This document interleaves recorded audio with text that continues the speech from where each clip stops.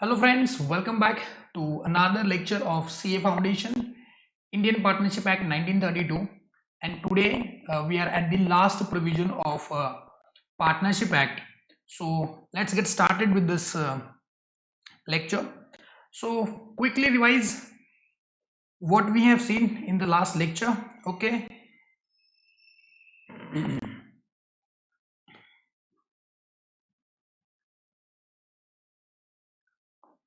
So we are at the last part of unit number 3. That is the last again unit from Partnership Act.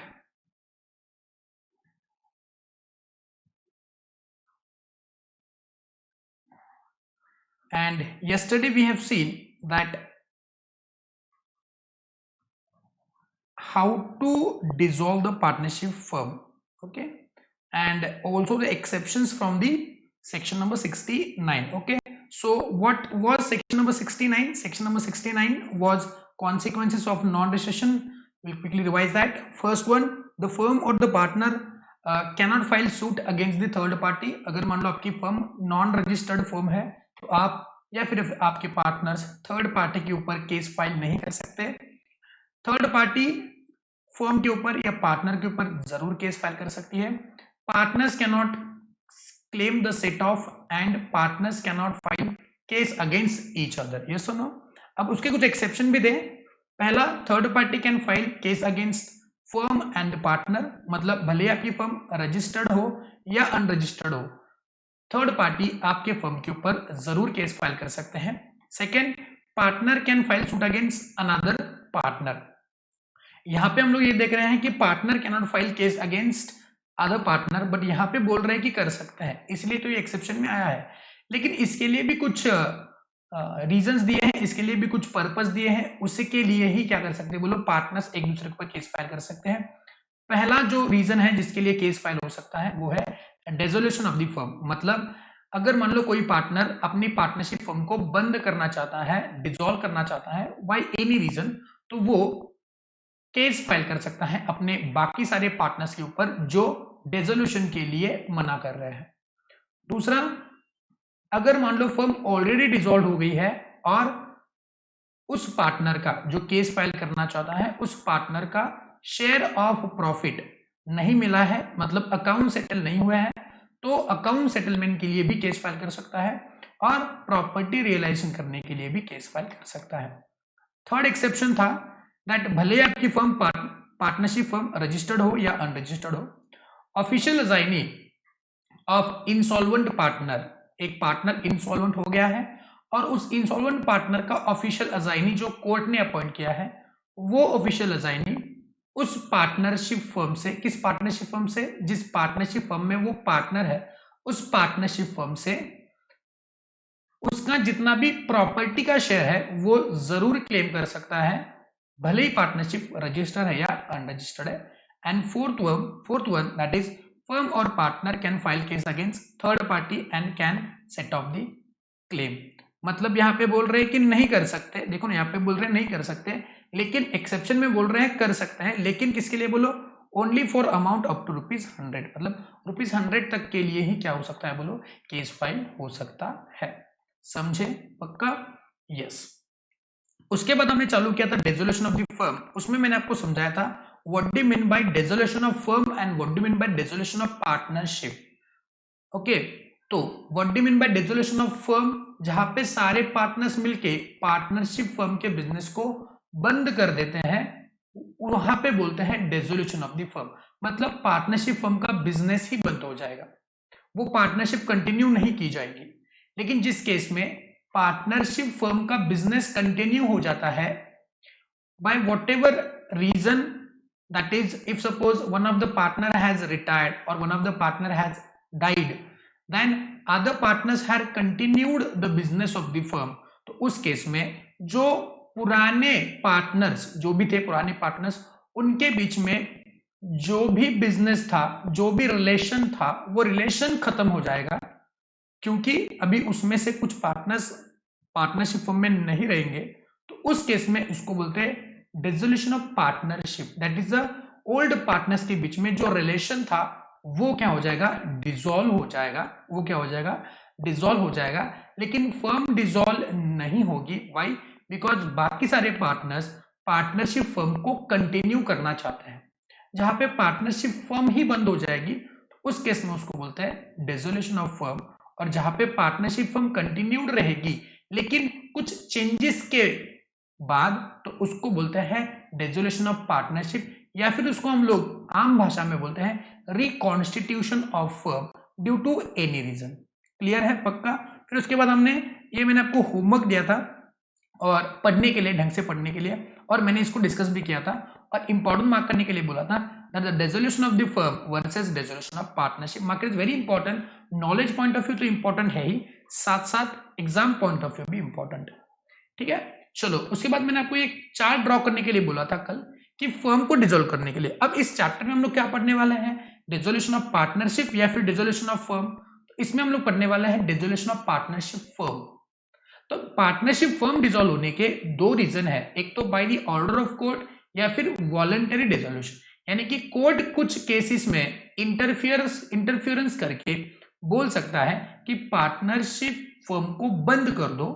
हालांकि partner चाहते हैं नहीं चाहते हैं ये यहां पे मायने नहीं रखा जाएगा, लेकिन कोर्ट बोलेगा, कोर्ट इंटरफियर करेगा और बोलेगा कि आप अपनी पार्टनरशिप फर्म को बंद कीजिएगा।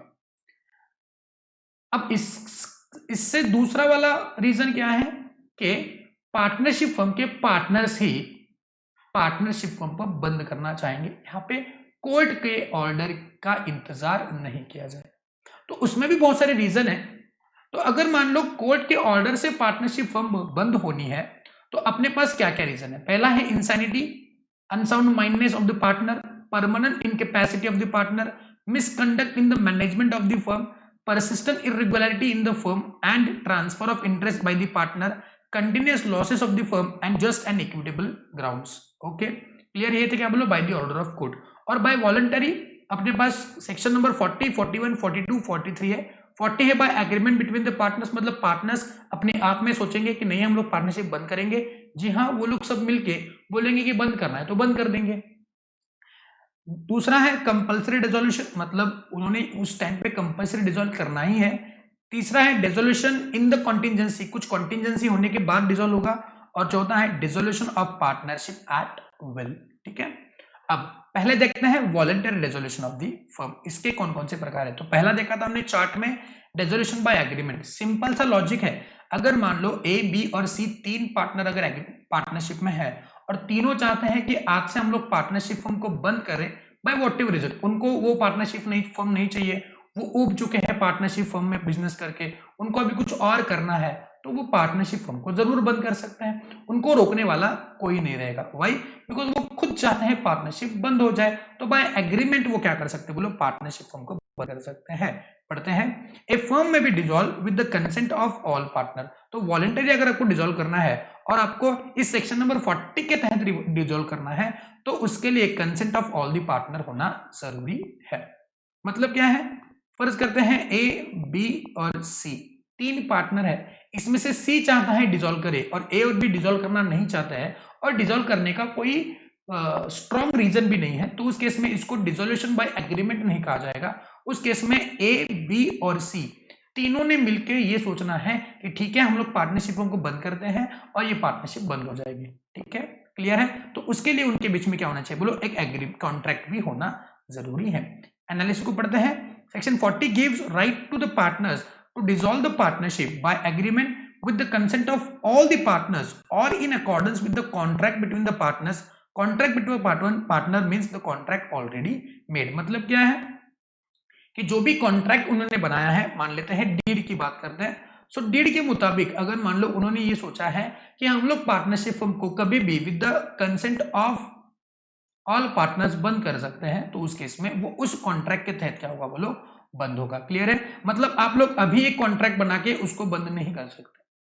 क्लियर है? अभी एक कॉन्ट्रैक्ट बना के उसको बंद नहीं कर सकते। वाई? बिकॉज अभी आपको अगर ऑलरेडी पार्टनरशिप डीड में ये बात लिखी हुई थी, जब आपने पार्टनरशिप बनाया था या फिर during the course of business आपने अगर ये बनाया था कि ठीक है हम लोग पार्टनरशिप को बंद करने का ये प्रोविजन अपने डीड में डालते हैं, तो ऑलरेडी डाल के रखो और फिर उसको बंद करो। बंद करने के बाद एग्रीमेंट में डालने का कोई मतलब नहीं होता है।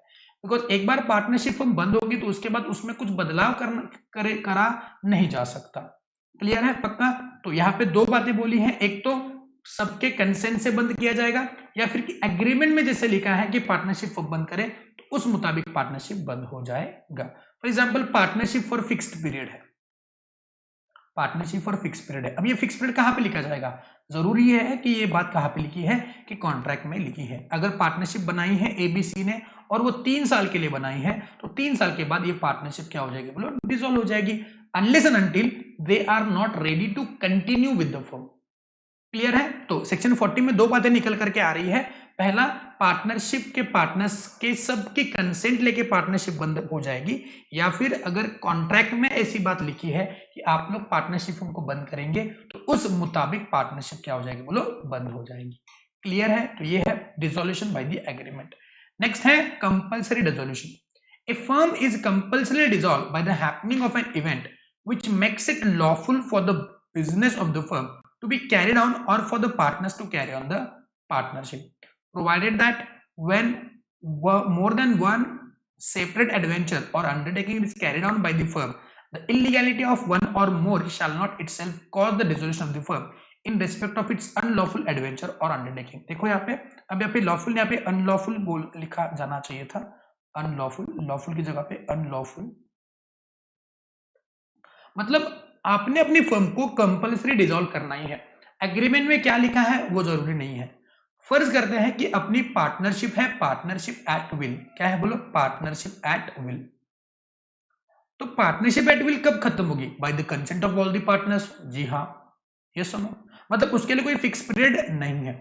लेकिन ऐसा हो जाता है कि जो पार्टनरशिप बिजनेस कर रही है वो बिजनेस ही आगे जाके इलीगल हो जाता है। पहले तो लीगल था, अभी क्या हो गया? बोलो इलीगल हो गया। फॉर एग्जाम्पल हमने गुटखा का एग्जाम्पल देखा था कॉन्ट्रैक्ट एक्ट में, ठीक है ना। मान लेते हैं अपना कोई एक फर्म है, मान लेते हैं संजय गोड़ावत जी का फर्म है, संजय गोड़ावत जी, ठीक है ना।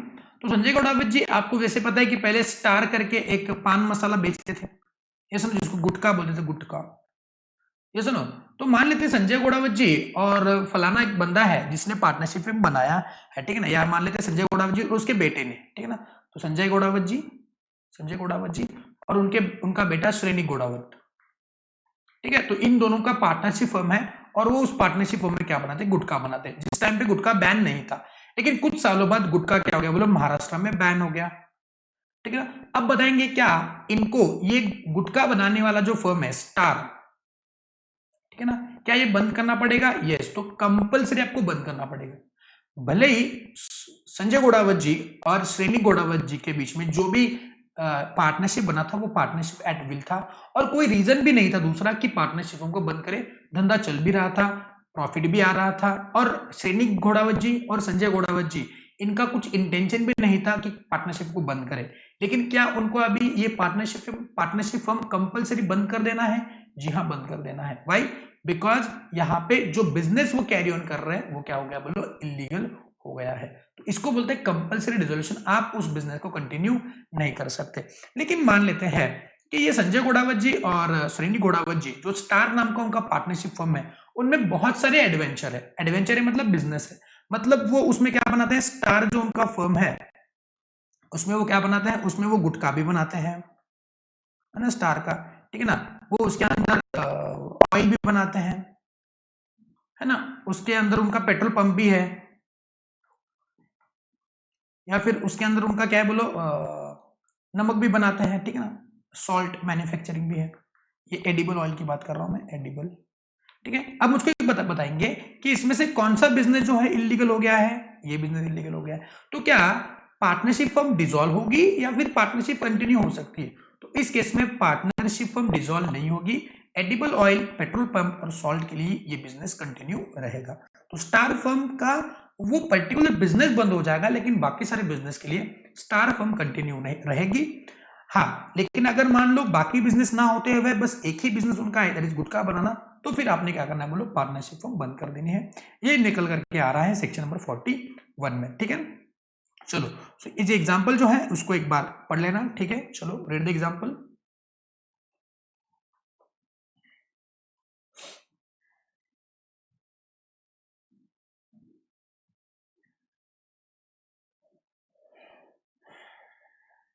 सिंपल सा एग्जांपल है, पढ़ लेना।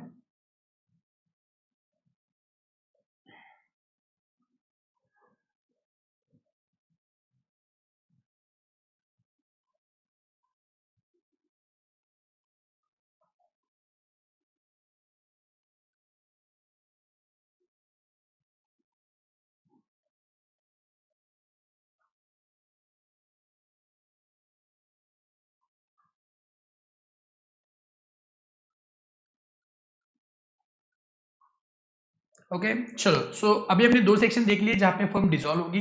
पहला क्या है बोलो, पहला है अपना by agreement between the partners, यानी कि उसमें और भी दो बातें देखी, that with the consent of all the partners, या फिर उनके बीच में कुछ ऑलरेडी कॉन्ट्रैक्ट है तो उसके मुताबिक वो पार्टनरशिप फर्म डिसॉल्व हो जाएगी। और दूसरा जहां पे बिजनेस क्या हो जाता है, वो इलीगल हो जाता है, उसका नाम था कंपल्सरी रेजोल्यूशन। क्लियर है। Third point, on happening of certain contingency. What is contingency? Contingency यानी कि फ्यूचर अनसर्टन इवेंट, इसका मतलब होता है future uncertain event, future uncertain event जो कि अपने हाथ में नहीं है। ओके, अगर मान लो फ्यूचर में कुछ ऐसी बात हो जाती है जो कि अनसर्टन है, ठीक है, तो उसके केस में क्या पार्टनरशिप बंद हो जाएगी? यस। तो ऐसी कौन सी अनसर्टेनिटीज है, ऐसी कौन सी कॉन्टिंजेंसी है, ओके, जो होने के बाद पार्टनरशिप वो बंद हो जाएगी, ये पढ़ते हैं। तो देखो यहाँ पे चार्ट बनाया है। पहला है जहां पे पार्टनरशिप फर्म फिक्स टर्म के लिए बनाई हो और वो फिक्स टर्म खत्म हो जाएगी, तो क्या पार्टनरशिप फर्म को बंद करना है? Yes. Provided subject to what? Subject to partners carry on firm. Partners अगर फर्म को कैरी ऑन करते हैं तो उस केस में पार्टनरशिप डिसॉल्व नहीं हो जाएगी। आपको अगर पता है कि फिक्स पीरियड पार्टनरशिप फर्म का पीरियड खत्म होने के बाद भी अगर पार्टनरशिप फर्म कंटिन्यू कर लेते हैं तो उसको पार्टनरशिप एट विल में कन्वर्ट किया जाता है। ये सुनो। Next one, where the firm is constituted to carry on one or more adventure or undertaking by completion thereof. यानी कि मान लेते हैं कोई फर्म है, उस फर्म ने एक बिजनेस बनाया था, मान लेते हैं उन्होंने मैंगो बेचने का एक बिजनेस बनाया था, ठीक है ना, फॉर द सीजन 2020। तो साल 2020 का मैंगो सीजन बेचने का उन्होंने एक बिजनेस बनाया था। अब आम का सीजन तो खत्म हो जाएगा। ये सुनो, वो दो हावले लोग हैं जो बोलते हैं आम का सीजन कभी खत्म नहीं होता है, तो अभी बारिश शुरू होने के बाद आम का सीजन खत्म हो जाता है ना, तो आपको नेक्स्ट ईयर तक रुकना पड़ता है। तो बताएंगे अगर उन्होंने मैंगो बेचने का पार्टनरशिप फर्म बनाया था फॉर द 2020, तो 2020 का आम का सीजन अगर खत्म हो गया तो उसके बाद पार्टनरशिप फर्म भी बंद हो जाएगी। यस, तो सीजन खत्म, फर्म भी खत्म। उन्होंने एक बिजनेस बनाया था, अगर वो बिजनेस खत्म हो गया तो वो फर्म भी बंद हो जाएगी। Next one, by the death of the partner. Okay, किसी पार्टनर की डेथ के बाद, अब यहाँ पे बहुत ही इंपॉर्टेंट बात है कि रिटायरमेंट के बाद पार्टनरशिप फर्म बंद नहीं होती है, लेकिन अगर किसी पार्टनर की डेथ हो जाएगी तो फर्म जरूर क्या हो जाती है बोलो? डिसॉल्व हो जाती है। And last one, by adjudication of the partner as an insolvent. मान लो कोई पार्टनर इंसॉल्वेंट हो जाएगा तो उस केस में पार्टनरशिप क्या हो जाती है बोलो? डिसॉल्व हो जाती है। तो ये सारी इवेंट्स है जो फ्यूचर इवेंट है जिसके होने के बाद पार्टनरशिप फर्म क्या हो जाएगी बोलो? डिसॉल्व हो जाएगी। क्लियर है? पक्का? तो ये रहा आपका सेक्शन नंबर 42। तो 42 में क्या बोला है कि अगर मान लो कुछ फ्यूचर अनसर्टेनिटीज होती है तो उस केस में पार्टनरशिप क्या हो जाएगी बोलो? पार्टनरशिप फर्म क्या हो जाएगी बोलो? डिसॉल्व हो जाएगी।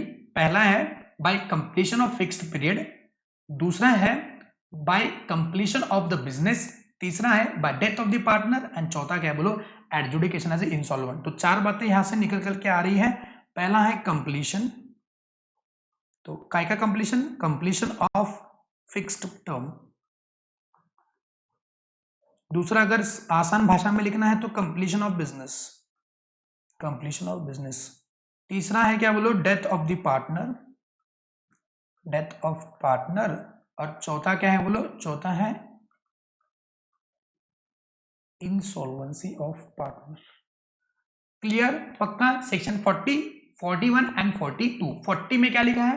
40 में लिखा है बाय एग्रीमेंट। एग्रीमेंट में वापस दो बातें, कौन कौन सी बातें? पहली बात, कंसेंट ऑफ ऑल पार्टनर और contract already entered between all of them.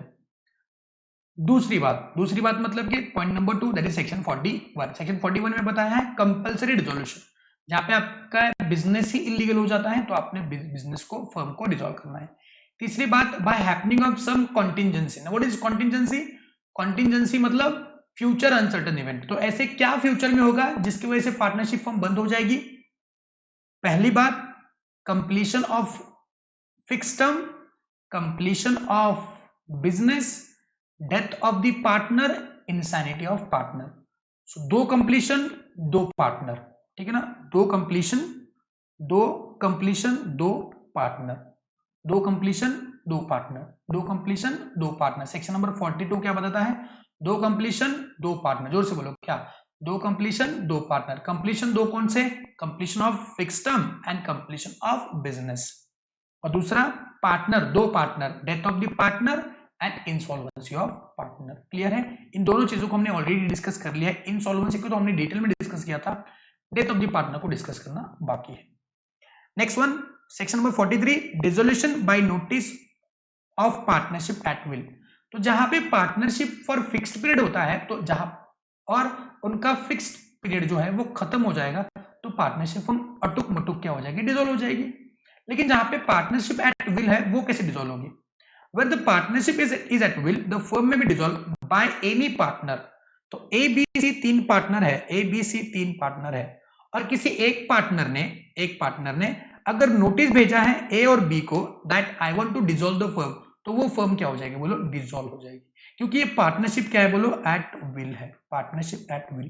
तो बिल्कुल आसान बात है कि पार्टनरशिप एट विल अगर कहां पे दिखती है, तो वो पार्टनरशिप एट विल, क्योंकि विल पे है ना, विल मतलब अपने कहने पे, भाई मैं करूंगा वो मर्जी मेरी। तो जहां पे पार्टनरशिप एट विल होती है, वहां पे किसी भी एक पार्टनर ने अगर मान लो बाकी सारे पार्टनर्स को नोटिस दे दिया है कि पार्टनरशिप फॉर्म अभी डिसॉल्व करना है, तो वो पार्टनरशिप फॉर्म डिसॉल्व हो जाएगी। लेकिन उसके लिए भी कुछ रूल्स यहाँ पे बताए हैं, that if the date is mention, okay sorry, यहाँ पे एक point, yes, where a partnership is at will, the firm may be dissolved by any partner giving the notice in writing। अब ये नोटिस कैसे होनी चाहिए? बोलो, राइटिंग में होनी चाहिए। ये इंपॉर्टेंट वाली बात है, नोटिस होनी चाहिए राइटिंग में। To all other partners of his intention to dissolve the firm. वो राइटिंग में नोटिस भेजेगा। अब राइटिंग में मतलब लेटर लिख के भेजेगा या फिर अभी मेल पे भी चलेगा, ये सुनो। तो यहाँ पे फिजिकल लेटर लिखना भी चलता है और यहाँ पे ईमेल लिखता है तभी चलेगा। सो व्हाट्सएप पे करेंगे तो चलेगा क्या? कान के नीचे कंटाप खाएंगे, व्हाट्सएप वगैरह मत करना, ठीक है। लेटर फॉर्मल मैनर में लेटर लिखना, और एक ईमेल, आप बिजनेस ईमेल उसको लिख सकते हो। अब अगर मान लो उस लेटर में डेट लिखा हुआ है, तो किस डेट से वो पार्टनरशिप डिसॉल्व हो जाएगी? If the date is mention the firm is dissolve as from the date mention in the notice. कि अगर मान लो उसने नोटिस में डेट लिखा हुआ है कि इस पर्टिकुलर डेट से, मान लो मेरे बीवी के बर्थडे से पार्टनरशिप डिसॉल्व हो जाएगी, तो अगर उस पार्टनर ने ऐसा डेट लिखा हुआ है तो उस डेट से पार्टनरशिप डिसॉल्व हो जाएगी। क्या होगा अगर डेट नहीं लिखेगा? और if the date is not mention as from the date of the communication of notice, तो जिस दिन पे नोटिस का कम्युनिकेशन हो जाएगा, नोटिस लिखा नहीं, उसका कम्युनिकेशन मतलब लेटर उसको मिलेगा या फिर मेल उसको पहुंचेगा, उस दिन से पार्टनरशिप फॉर्म क्या मानी जाएगी? डिसॉल्व मानी जाएगी। तो ये रही पार्टनरशिप एट विल, ओके। उसके बाद रिजोल्यूशन बाय द कोर्ट। अभी हमने क्या देखा? सेक्शन 40, 41, 43, 44, ठीक है ना। सेक्शन 40 में क्या देखा? सेक्शन 40 में देखा दैट बाय द एग्रीमेंट। अब एग्रीमेंट में भी दो पॉइंट थे, कौन कौन से पॉइंट थे? बोलो, बाय कंसेंट और contract, consent of all and contract. Section 41 में क्या देखा हमने? कंपल्सरी। इसमें हमने संजय गोड़ावत जी का एग्जाम्पल देखा। सेक्शन 42 में हमने क्या पढ़ा? बताओ। 40 में एग्रीमेंट, नेक्स्ट कंपल्सरी, और 42 में हमने पढ़ा सर्टन कॉन्टिंजेंसी। ये सुनो, तो यहाँ पे था कॉन्टिंजेंसी, ओके। कॉन्टिंजेंसी में कितने पॉइंट थे? बताओ बताओ रे। कॉन्टिंजेंसी में 4 पॉइंट थे, जिसको हमने 2 और 2 में डिवाइड किया था, ठीक है ना। 2 कंप्लीशन एंड 2 पार्टनर्स। ये सुनो, कंप्लीशन में क्या? बोलो, कंप्लीशन में 2 कंप्लीशन मतलब क्या क्या? Completion, completion of fix term and completion of business, और 2 partner, death of partner and insolvency of partner. याद रखना इस पॉइंट को, बिकॉज इसके चार्ट अभी आपने खुद बनाने हैं। तो ये रहे क्या? बोलो, अपने 4 पॉइंट, ओके। सॉरी, और एक रहेगा सेक्शन 43। सेक्शन 43 किसका है? Partnership at will, partnership at will. तो पार्टनरशिप विल में हमें क्या करना है? नोटिस भेजना है, ठीक है ना, और यहाँ पे if date mention, then from that date and if date not mention, then from the date of communication,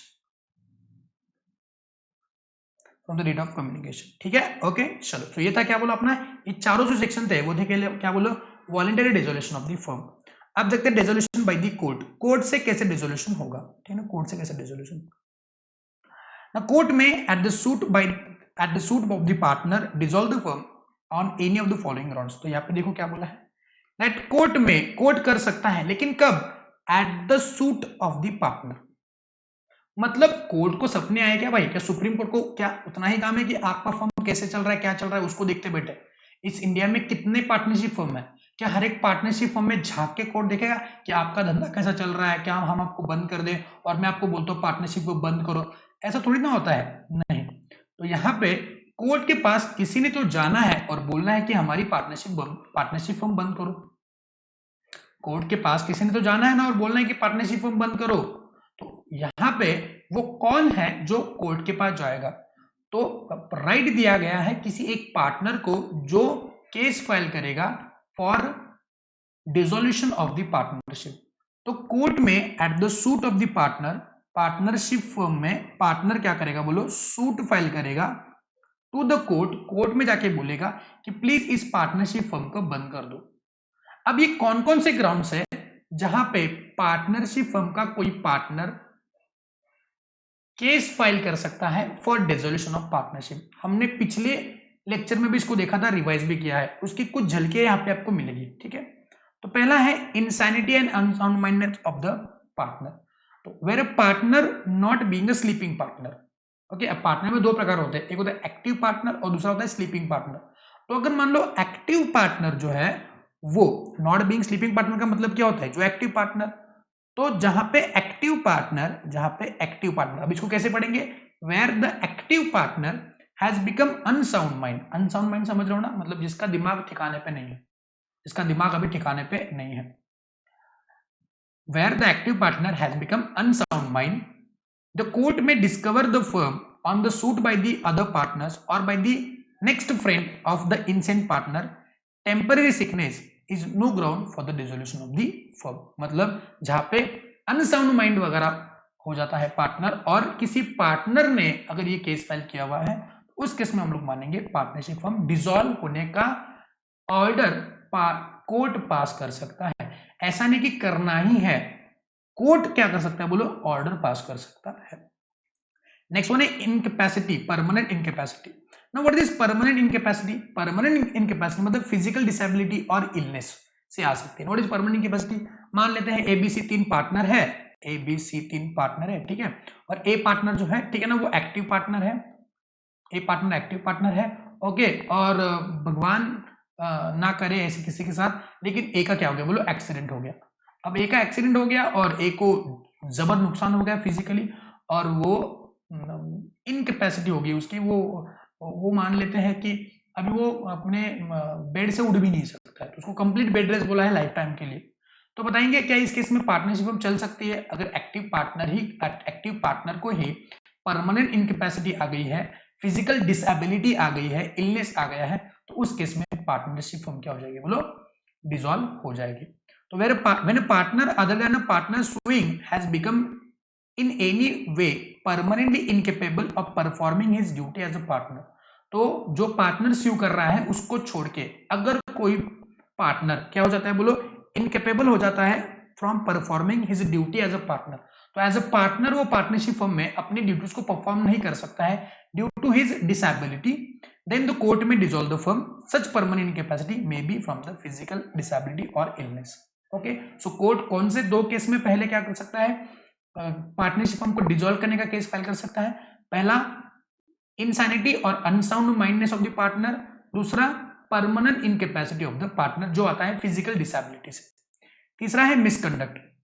now when a partner other than the partner suing, मतलब जो पार्टनर है जो स्यू कर रहा है उसको छोड़ के, is built is a guilt of conduct is likely to affect the prejudicially or the carrying on the business, the court may order for the dissolution of the firm by giving regard to the nature of the business.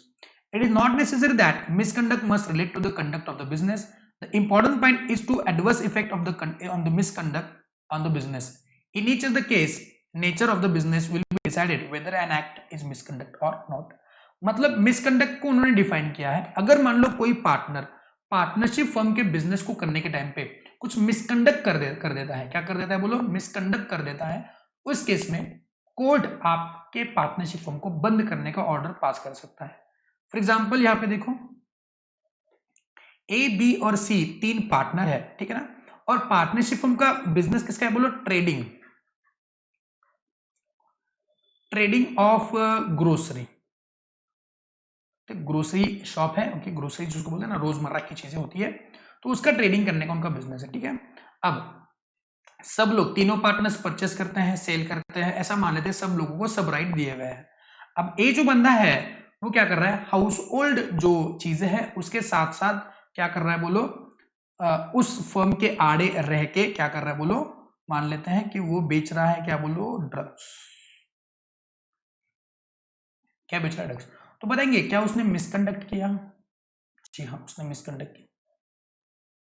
तो क्या B और सी बोल सकते हैं कि अभी हम लोग इस पार्टनरशिप में रहना ही नहीं है, हम पार्टनरशिप को बंद करना चाहते हैं, तो क्या वो कोर्ट में ऐसा केस फाइल कर सकते हैं कि देखो ए बंदा जो है वो अपने पार्टनरशिप फर्म के नाम के आड़े ऐसा ऐसा काम कर रहा है और प्लीज हमको ये ऑर्डर पास कर दो कि ये पार्टनरशिप फर्म बंद करें.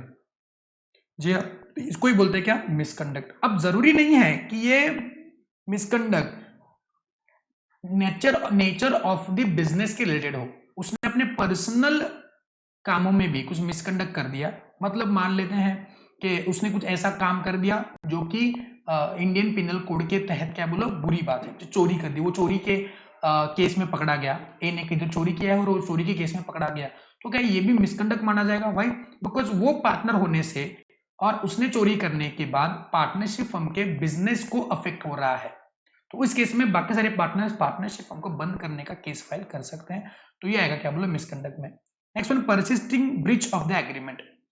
मतलब अगर मान लो पार्टनरशिप डीड में कुछ बातें लिखी हुई है, ठीक है ना, जिसको हम लोग एग्रीमेंट बोलते हैं, उस एग्रीमेंट में कुछ कंडीशंस होते हैं कि आपने ऐसा करना है वैसा करना है, और अगर मान लेते हैं कोई पार्टनर अदर देन सुइंग, मतलब जो पार्टनर केस फाइल कर रहा है उसको छोड़ के बाकी सारे पार्टनर्स अगर मान लो परसिस्टेंटली इस डीड में जो कंडीशंस डाले हैं उसका फॉलोअर्स उसका कंप्लायंस नहीं कर रहा है, मान लेते हैं ए बी सी तीन पार्टनर में से ए परचेस का राइट रखता है, बी सेलिंग का राइट रखता है और सी मार्केटिंग का राइट रखता है. अब ए जो बंदा है वो सेल करता है, परचेस भी करता है, मार्केटिंग भी कर रहा है, क्या उसने पार्टनरशिप डीड के अंदर जो भी बातें हैं क्या उसका ब्रीच कर दिया है और वो परसिस्टेंटली कर रहा है. No, what is persistence, regularly, मतलब एक बार हो गया छोड़ दो, दूसरी बार हो गया छोड़ दो, तीसरी बार हो गया छोड़ दो, ऐसा नहीं, वो हमेशा क्या कर रहा है बोलो, परसिस्टेंट इरेगुलरिटी कर रहा है of the agreement about the terms of the agreement. तो उस केस में बाकी सारे पार्टनर्स क्या केस फाइल कर सकते हैं, जी हाँ, ओके. और देखो पढ़ते हैं, where a partner other than the partner suing wilfully और persistently commits a breach of the agreement relating to the management of the affairs of the firm or the conduct of its business or otherwise so conduct himself in a matters relating to the business that is not reasonably practicable for other partners to carry on the business in the partnership firm with him. मतलब उसके irregularity से partnership firm के दूसरे partners को ये practical नहीं लग रहा है कि उसके साथ पार्टनरशिप फर्म कंटिन्यू कर ले. Then the court may dissolve the firm at the instance of any other partner. Following comes into category of the breach of the contract. अभी नीचे कुछ एग्जांपल दिए हैं जिसको हम लोग बोलते हैं क्या, ब्रीच ऑफ द एग्रीमेंट. पहला एम्बेजलमेंट. व्हाट इज एम्बेजलमेंट, हमने देखा था ना, पहला duty to the greatest common advantage, किसी का नुकसान नहीं करवाना. यहाँ पे देखो एम्बेजलमेंट अफरा तफर कर रहा है, अकाउंट्स की अफरा तफर कर रहा है. कीपिंग एरॉनियस अकाउंट्स, मतलब क्या अकाउंट्स को ठीक से नहीं रख रहा है. Holding more than cash allowed, agreement में बोला है कि आप इतना कैश रख सकते हो, लेकिन वो पार्टनरशिप फर्म में उससे ज्यादा कैश अपने पास रख रहा है. रिफ्यूजल टू शो अकाउंट्स, ऐसा ना कि उसने उसको बोला है कि हमको अकाउंट्स दिखाओ, लेकिन वो अकाउंट्स नहीं दिखा रहा है क्योंकि उसने कुछ गड़बड़ किया हुआ है. उस केस में क्या हो सकता है बोलो, पार्टनरशिप फर्म बंद होने का केस फाइल जरूर हो सकता है. इसे एक एग्जांपल दिया है, ठीक है ना, मार्केट से होमवर्क, सिंपल सा लॉजिक है, वो एक बार पढ़ लेना. नेक्स्ट है transfer of interest. What is transfer of interest, अगर मान लो किसी पार्टनर ने किसी और को अपने फर्म में जो इंटरेस्ट था वो ट्रांसफर कर दिया तो क्या होगा. where a partner other than the partner suing has transferred the whole of his interest in the firm to third party or has allowed to his share to be charged or sold by the court in the recovery of the arrears of land revenue, the court may dissolve the firm at the instance of any other partner. Now what is land revenue? Land revenue यानी कि जो भी taxes वगैरह होते हैं, ठीक है ना, या फिर गवर्नमेंट की फीस वगैरह होती है जो कि इस धरती पे है, उसको बोलते हैं लैंड रेवेन्यू। लैंड रेवेन्यू मतलब घर फाड़ा नहीं, कुछ लोग बोलते हैं सर क्या प्रॉपर्टी टैक्स है क्या? ये प्रॉपर्टी टैक्स नहीं है। लैंड रेवेन्यू मतलब अगर आप लोग इंडिया में रहते हो तो इंडिया में जितने भी प्रकार के टैक्सेस वगैरह कलेक्ट होते हैं by the government, so government जितने भी टैक्सेस वगैरह कलेक्ट कर रहा है ना, उसको बोलते हैं लैंड रेवेन्यू। इस धरती से जो आने वाला रेवेन्यू है गवर्नमेंट को, उसको बोलते हैं लैंड रेवेन्यू। ये बहुत सारी चीजों में हो सकता है, जैसे एलबीटी है, या फिर लोकल टैक्स होते हैं, म्युनिसिपल टैक्सेस होते हैं, income tax, GST, custom, excise, ये सारे क्या होते हैं? बोलो लैंड रेवेन्यू होते हैं।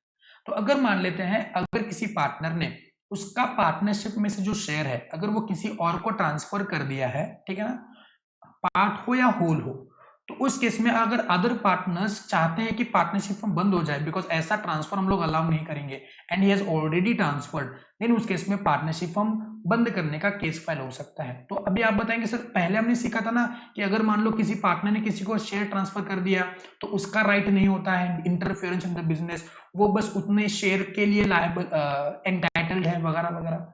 लेकिन मैं यहाँ पे क्या बोल रहा हूँ कि शेयर ट्रांसफर कर दिया लेकिन इस बात के लिए बाकी सारे पार्टनर्स राजी नहीं है तो वो डिसोल्यूशन के लिए केस फाइल कर सकते हैं। अगर उनका ये परमिशन है कि ठीक है तुम शेयर ट्रांसफर कर दो, तो इस केस में पार्टनरशिप बंद होने का सवाल ही पैदा नहीं होता है। अगर अदर पार्टनर्स राजी है इस बात पे कि चलो तुम ट्रांसफर कर भी दो अपना शेयर, तो उस केस में शेयर ट्रांसफर हो सकता है। लेकिन अगर मना करने के बावजूद वो शेयर ट्रांसफर कर रहा है, तो उस केस में इंटरेस्ट ट्रांसफर कर रहा है, तो उस केस में बाकी सारे पार्टनर्स कोर्ट पे जाके ये केस फाइल कर सकते हैं कि प्लीज इस पार्टनरशिपों को बंद करो, हम इसके साथ धंधा नहीं करना चाहते, पार्टनरशिप में नहीं रहना चाहते। क्लियर है? पक्का? नेक्स्ट वन है कंटिन्यूअस और परपेचुअल लॉसेस। अगेन अगर मान लो पार्टनरशिप हम कंटिन्यूअसली लॉसेस इनकर कर रही है, day by day, year by year, हमेशा वो लॉसेस ही इनकर करते आ रही है, तो पार्टनरशिप फर्म को कंटिन्यू करने का कोई सवाल ही नहीं पैदा होता है। और मान लो कोई पार्टनर अगर नहीं बोल रहे कि नहीं डिसॉल्व नहीं करने का, तो जो पार्टनर्स है जिनको लगता है कि पार्टनरशिप बंद करना है, तो वो कोर्ट में जाके केस फाइल जरूर कर सकते हैं और बोल सकते हैं कि नहीं नहीं अभी पार्टनरशिप बंद हो जाएगी। ठीक है। एंड लास्ट वन है जस्ट एंड इक्विटेबल ग्राउंड्स। ये तो बहुत सिंपल था, नीचे वाला जो जस्ट एंड इक्विटेबल ग्राउंड्स है उसको देखते हैं। Note just and equitable grounds कि ये सही मायने में लगता है कि पार्टनरशिप बंद होना चाहिए, तो उस केस में पार्टनरशिप बंद होगा। When the court considers any other grounds to be just and equitable, कोई और रीजन, अब ऊपर जो दिए गए ना उसको छोड़ के कुछ और रीजन कोर्ट को लगते हैं कि हाँ इस केस में पार्टनरशिप फर्म बंद करना जरूरी है, तो कोर्ट क्या कर सकता है? डिसोल्यूशन का ऑर्डर पास कर सकता है। तो following are the cases for the just and equitable grounds. अब ये कौन से रीजन है जो ऊपर कवर नहीं है? तो पहला है deadlock in the management. What is deadlock in the management? Management क्या है? बोलो बंद ही हो गया, मतलब मैनेजमेंट में कोई ऐसा बंदा है ही नहीं जो पार्टनरशिप को कंटिन्यू कर ले। डेडलॉक बोलते, लॉक हो गया management. where the partners are not talking the terms between them, मतलब पार्टनर्स के बीच में कुछ एग्रीमेंट ही नहीं दिख रहा है कोर्ट को। तो अगर मान लो कोर्ट को अगर कुछ एग्रीमेंट ही नहीं दिख रहा है, एग्रीमेंट के विदाउट ये पार्टनरशिप फर्म चल रही है, तो उस केस में पार्टनरशिप फर्म को बंद करना ही जरूरी है ना भाई, बिकॉज पार्टनरशिप में पहला इसेंशियल टर्म यही है कि उनके बीच में एग्रीमेंट होना चाहिए। नेक्स्ट है loss of substratum. What is the loss of substratum? Can anyone tell me what is loss of substratum? चलो उसको पेंडिंग रखते हैं, फिर आगे बढ़ते हैं, फिर मैं डिस्कस करूंगा what is loss of substratum. Next one है gambling by partners on the stock exchange. अब बताओ अगर मान लो स्टॉक एक्सचेंज पे कोई पार्टनर गैम्बलिंग कर रहा है by the share of the partnership, तो उस केस में पार्टनरशिप फर्म को बंद करने का ऑर्डर कोर्ट जरूर पास करेगा। क्लियर है? पक्का?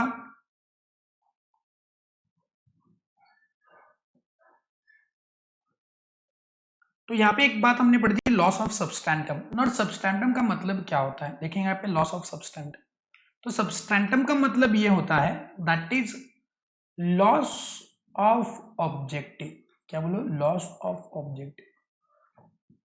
तो जिस ऑब्जेक्टिव के लिए फर्म बनाई थी, अगर वो ऑब्जेक्टिव ही लॉस हो जाता है और उस ऑब्जेक्टिव को छोड़ के कुछ बातें और हो रही है, तो उस केस में कोई एक पार्टनर बोल सकता है कि नहीं अभी हम लोग को ये बिजनेस में पार्टनरशिप में नहीं रहना है और हमको पार्टनरशिप फर्म बंद कर देनी है।